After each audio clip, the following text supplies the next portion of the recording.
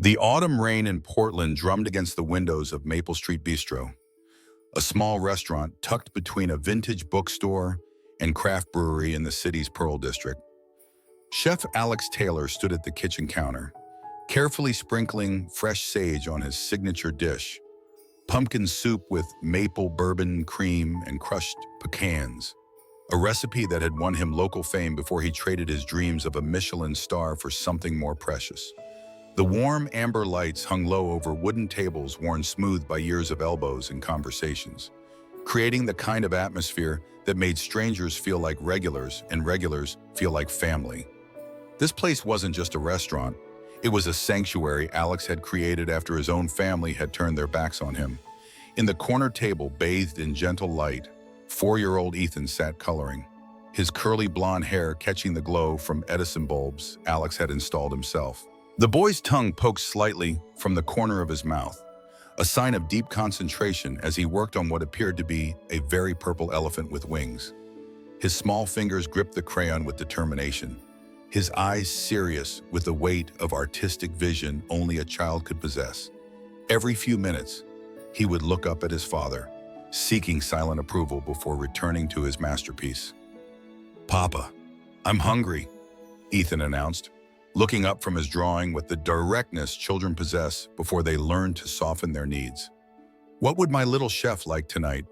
Alex asked, wiping his hands on his apron as he approached the table, his movements fluid with the practiced grace of someone comfortable in his own domain. "Can you make the soup that tastes like hugs?" Ethan requested, referring to the pumpkin soup Alex had created specifically for him, seasoned with just a hint of cinnamon and vanilla, flavors that reminded the boy of safety and belonging.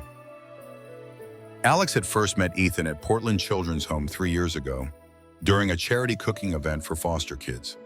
The 6-month-old baby had been abandoned by his birth mother, who left nothing but a note saying she couldn't cope. Something in the infant's eyes spoke to Alex, who had grown up feeling unwanted after his own family rejected him when he came out at 19. Despite legal obstacles, skeptical social workers, and additional scrutiny as a gay man, Alex fought for months to adopt Ethan, finding allies in Portland's supportive LGBTQ+ community and a compassionate family court judge who saw beyond prejudice to the love Alex had to offer. The journey to fatherhood hadn't been easy. His parents had made it clear that no grandchild could mend the rift his lifestyle choice had created. Former friends whispered that children needed both a mother and a father. Even some of his restaurant regulars had stopped coming when news of the adoption made the local paper. But Alex had persevered, learning to braid hair and soothe nightmares, to kiss scraped knees and create bedtime stories about brave little boys and their adventures.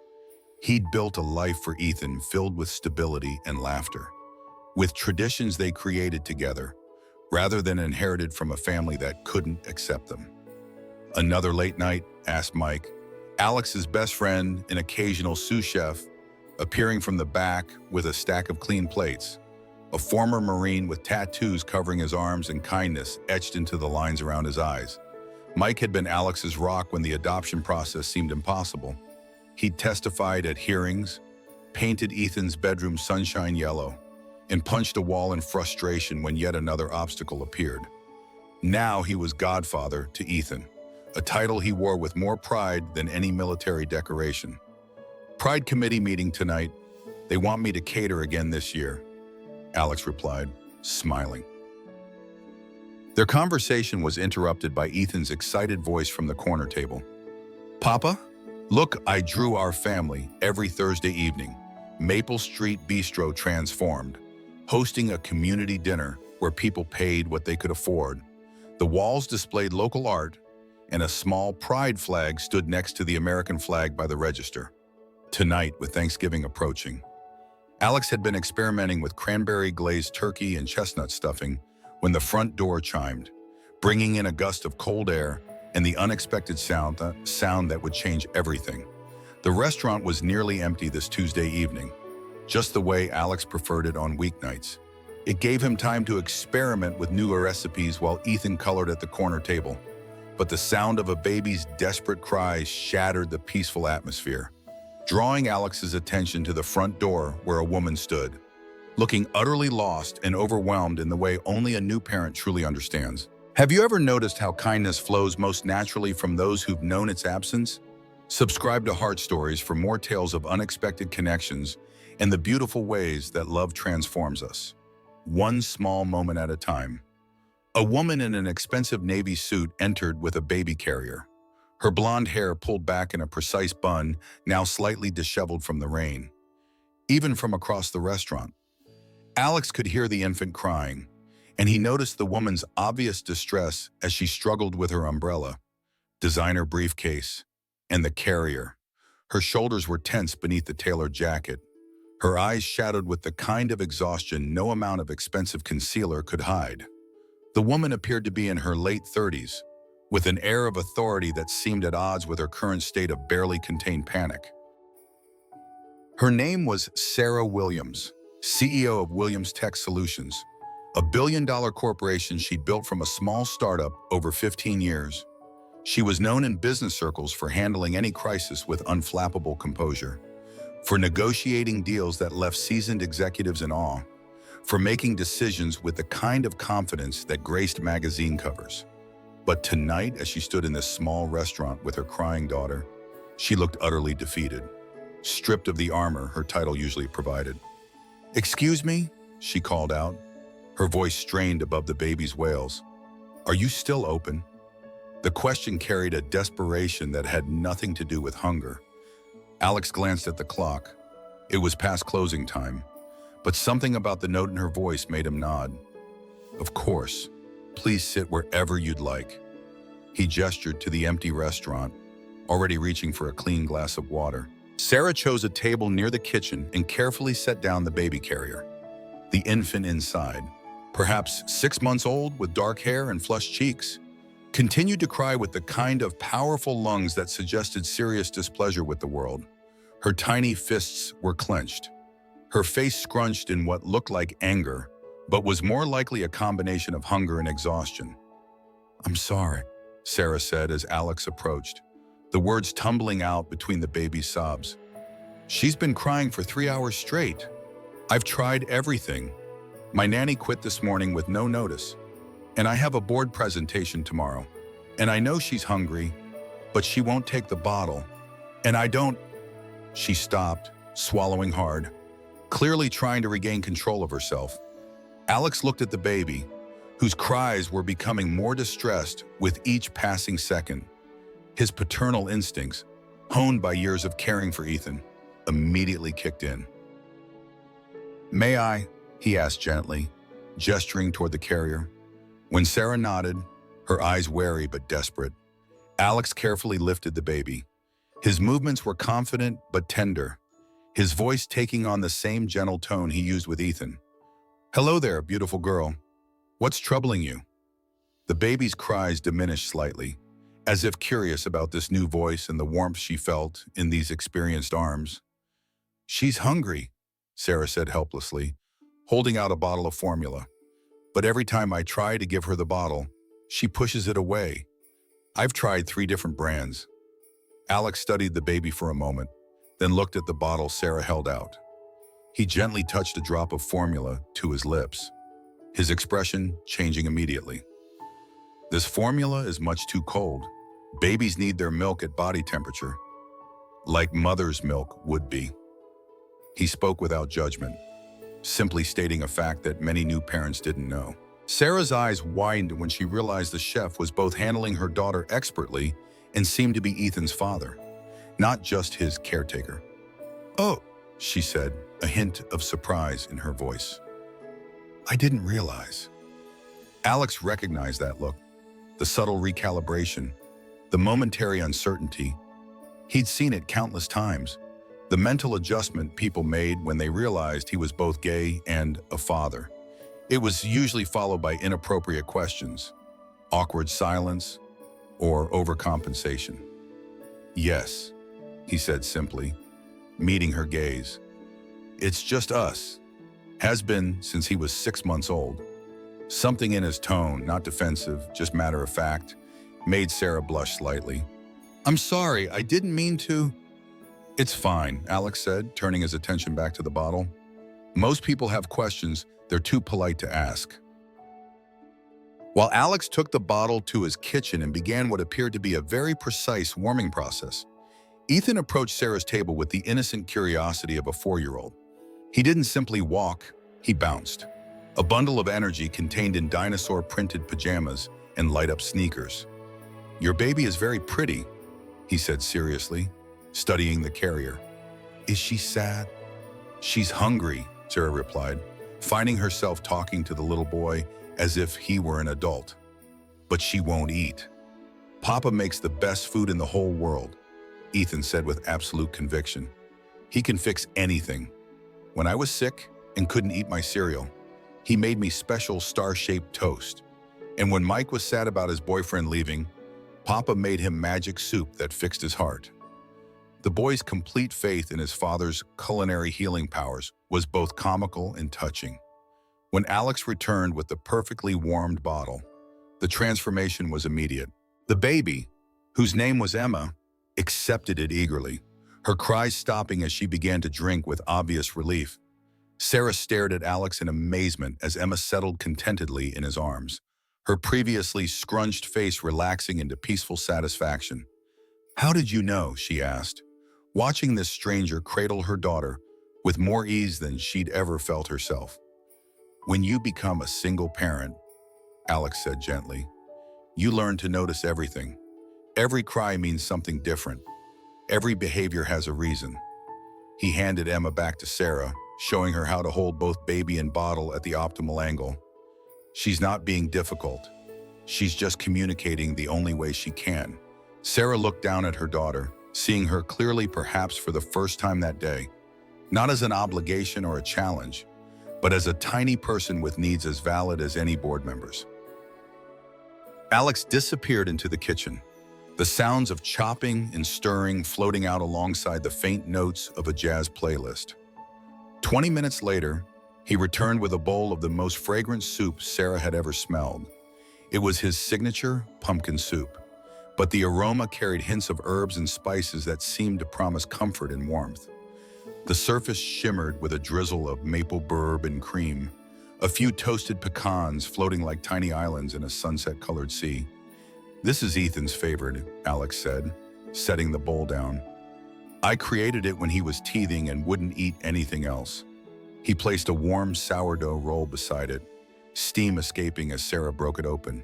Sarah took a tentative sip and immediately felt tears spring to her eyes. It wasn't just that the soup was delicious, it was that she could taste the care that had gone into it, the love and attention that had created something specifically designed to comfort and nourish. In her world of efficiency and results, she'd forgotten that some things couldn't be outsourced or optimized. They required time and personal attention. As Emma slept peacefully in her arms, Sarah and Alex began to talk.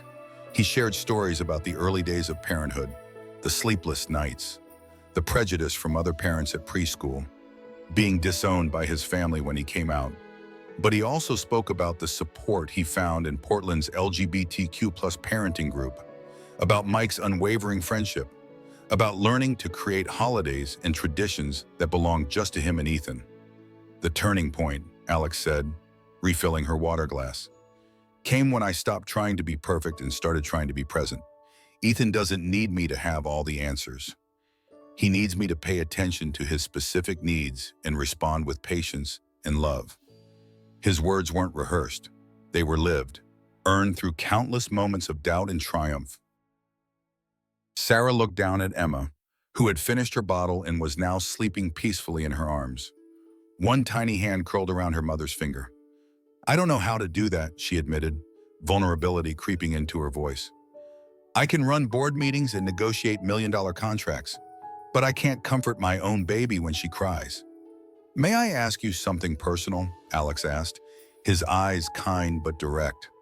When Sarah nodded, he continued, "Why did you have Emma?" The question caught Sarah off guard.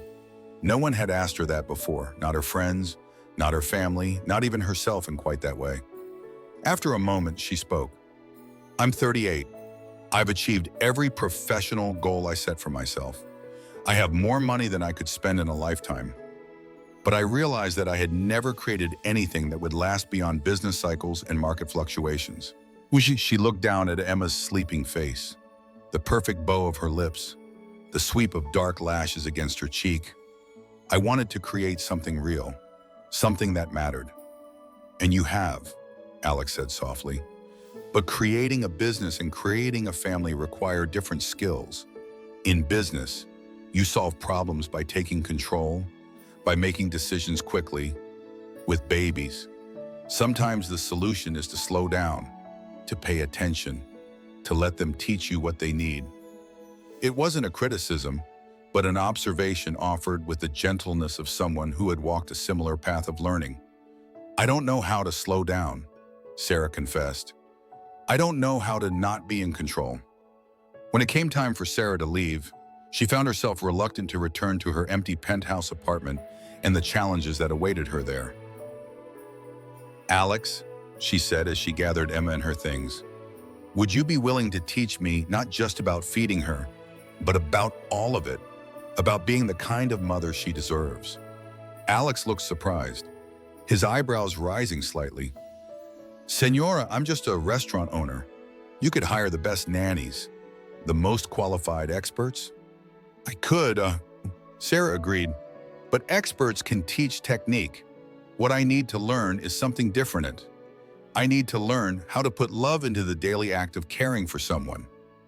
Alex hesitated, then suggested weekly cooking sessions at Sarah's apartment. He wouldn't accept payment, but proposed that she donate to Portland's LGBTQ+ youth shelter instead. It was a compromise that honored both his expertise and his principles. The first few sessions were awkward. Sarah felt clumsy in her own kitchen, doubted herself when Emma cried, and was sometimes visibly uncomfortable with Alex's sexuality, especially when Mike dropped by or when Alex mentioned his dating life. Alex faced whispers from a few regular customers who questioned why he was spending time with the famous CEO, insinuating motivations that had nothing to do with the truth. But gradually, they found their rhythm. Sarah learned to heat bottles properly, to interpret Emma's different cries, to slow down and be present even when emails piled up. Alex showed her how cooking a meal was similar to parenting. Both required patience, attention to subtle cues, and the willingness to adapt when things didn't go as planned. The most important ingredient in both, he explained, was intention, the love and care that transforms simple actions into something nourishing. Sometimes the most valuable lessons come not from those who've had it easiest, but from those who've had to work hardest for what truly matters. Parenthood doesn't come with a manual, but perhaps it comes with guides who appear just when we need them most, teaching us that the most important thing we can give our children isn't perfection, but presence. 6 months later, Sarah Williams' penthouse in Portland's South Waterfront had transformed. The sleek, minimalist design magazine aesthetic had given way to something warmer. Colorful art on walls, handmade quilts draped over furniture, and a kitchen with actual evidence of use. No longer a showpiece of untouched appliances. It now contained evidence of experiments, both successful and failed, a spice rack with jars in various states of fullness, copper pots hanging above the island bearing the honorable patina of use, and a refrigerator door plastered with Ethan's artwork alongside Emma's first finger paintings. Alex's pumpkin soup recipe, written in his careful handwriting and framed in reclaimed barnwood, hung prominently by the refrigerator. It wasn't just a cooking instruction, it was a reminder of the night everything changed. When a desperate mother and a compassionate father found unexpected connection. Sarah stood at the counter, carefully warming a bottle to exactly the right temperature, while Emma played contentedly in her high chair. The baby had grown, her dark hair now forming tiny curls, her personality emerging in gummy smiles and determined reaches for toys just beyond her grasp. Gone was the inconsolable infant. In her place, a curious 7-month-old who gurgled happily at the mobile hanging above her, one Alex and Ethan had crafted from driftwood collected on Oregon beaches. "There we go, sweetie. Perfect temperature," Sarah murmured, testing the formula on her wrist the way Alex had taught her. The business suit she once wore like armor had been replaced with comfortable jeans and a soft sweater. her hair pulled back in a simple ponytail. The transformation wasn't just in her appearance, but in how she moved. Slower, more deliberate, present in a way that had once seemed impossible. Sarah had restructured her entire company, delegating more responsibilities and then creating systems that allowed her to work from home 3 days a week. Williams Tech Solutions had just announced a groundbreaking new family leave policy that has supported all types of families, same-sex couples, single parents, adoptive families, challenging other tech companies to follow suit. The business press had called it revolutionary, but to Sarah, it simply felt right. A natural extension of what she'd learned about the diverse ways people created and sustained families. The board members had been skeptical at first, but the results spoke for themselves. Employee retention had improved, productivity had increased, and the company's reputation had soared. Sarah's assistant joked that she'd become a corporate radical, but the truth was simpler. She'd simply learned to see beyond the spreadsheets to the people behind the numbers. Together, she and Alex had started Family Puzzle Pieces, a monthly Sunday brunch at Maple Street Bistro for all kinds of families. What began as a small gathering had grown into a vibrant community, with Sarah's business acumen and Alex's culinary talents creating a space where no one felt like an incomplete puzzle. Single mothers traded childcare tips with gay fathers. Adoptive parents found solidarity with foster families. Children played together, oblivious to the categories adults so often imposed. Emma, who had once cried inconsolably in the arms of expensive nannies, now babbled happily as her mother sang lullabies that Alex had taught them both. She and Ethan had formed an unlikely friendship, with the older boy taking his role as her protector very seriously, showing her his favorite books and toys with solemn importance.